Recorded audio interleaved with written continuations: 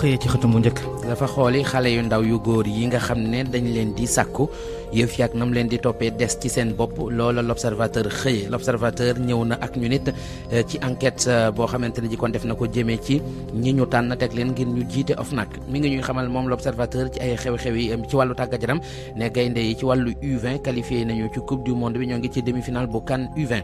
l'observateur nee nañu am na benn entrepreneur boo xam ne dañoo dajale woon financement ngir ñu tabax ci ñeenti jàkka financement bi Arabie Saoudite la jóge woon ëpp na genn wàllu milliard ñu jox ko entrepreneur ba détourné ko ba noppi dem luy l'observateur moom la xëyee ci xëtamu njëkk ñu ñëw ci beneen yéenekaay mu di Sud Quotidien li mu gis moo di gis na ne daal géej gi jën ak ya cay nekk mi ngi gën di ñàkk tax mu ne napp gi ci Sénégal mi ngi jëm ci jafe-jafe ginnaaw napp gi mbay mi laas moom la xëyee ak jëwriñ gi ñu dénk wàllu mbay mi di Aly Ngouille Ndiaye wàllu sécurité alimentaire ci Sénégal mu ne fa ñu mën a jaar ba mën caa yegg Aly Ngouille Ndiaye wax na ko ca Paris. Le Quotidien ñëw ak ñun ci wàllu wér gu yaram ak wopp juy wàlle nee na am na beneen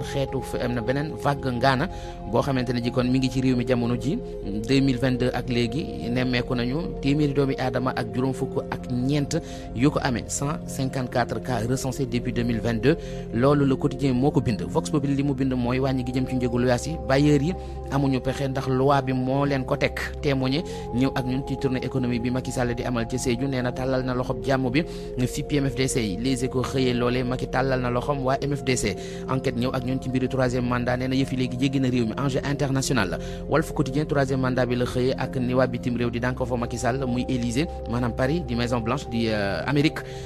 taxaw nañu kon ngir loolee bañ a ant bés bi le jour xëy ñu xamal ne France ak États-Unis ànduñu ci troisième mandat invalidation diplomatique noonu la ko yéene kay bi tudde mi ngi ñu xamal sax ne am na ñu wax ne Macron neewoon na wala boog sax woon na ci Macky Sall mu bañ a xalaat waxi troisième mandat lañ fa ñëw ak ñun ci ay candidats yoo ay way politique yoo xam ne seen bokk ci élection présidentielle yi dara wóoragu ci journal bi li mu ko jàppee mooy bombe à retardement ñu waxtaanee source mi xëy ak ñun ci Idrissa Seck mi jiite conseil économique social ak environnemental ak nekkam foofee wàllu koom geeg koppar yeeg sellal gi mu ne Idi mi ngi assuré ay arrière am maanaam li muy bañ mooy yaa fi def turbine dikk ak ñun ci Bougane Gueye Dany muy wax scandale bu toll ci 98 milliards bu am ci ministère ba Mansour Faye jiite yéenekaay bi bindal ñu Mansour Faye laalakke maanaam liñ koy dégg ci tooxi duuna ba lañ ko ciy tudd ci tooxi duuna bari na te dee su ko laal des na ko sa bët bi suufa ngi ci le mandat ñëw ak ñun ci acte final protocole Doha mi ngi laaj ndax du Abdoulaye Wade moo sauvé doom ja Karim Wade Soleil national moom guddoom bu Macky Sall nekk président de la République fa lay yeewoo ay investissement ci région bu Sédhiou nee na guddoom bu jot na wàllam bu baax a baax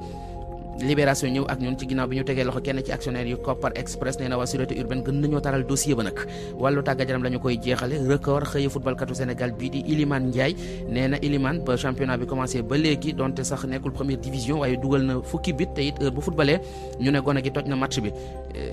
yéene kaay beneen di stade li mu xëyee ci xëtamu njëkk mooy CAN U20 Sénégal du mën a benn bal ci dara gaynde yi ña ngi ci demi-finale yi ña ngi ci coupe du monde ba sunu lamb la ñu koy jeexalee ak xalaat bi El Hadji Bécaye Mbaye amee ci lamb bi